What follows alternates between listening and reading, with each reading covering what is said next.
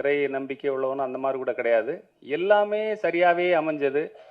வள்ளுவர் பாத்திரமேற்ற பையனாக இருக்கட்டும், வாசுகி அவங்க ரொம்ப எளிமையாக சிம்பிளாக வந்திருந்தாங்க.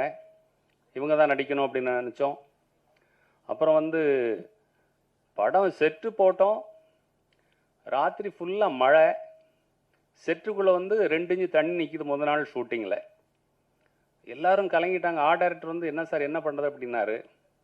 நான் சொன்னேன், விவசாயி நட்டுட்டு வருவான், மழை பெஞ்சு எல்லாம் மூழ்கி போயிடும். நம்ம சினிமா எடுக்கிறோம், தண்ணியை வெளியே தள்ளிட்டு படம் ஷூட் பண்ணுவோன்னு சொல்லிட்டு ஷூட் பண்ணோம். அதெல்லாம் எங்களுக்கு இந்த அம்மா சொன்னாங்களே, இடும்பைக்கு இடும்பை, அந்த குரல் தான் ஞாபகத்துக்கு வந்தது.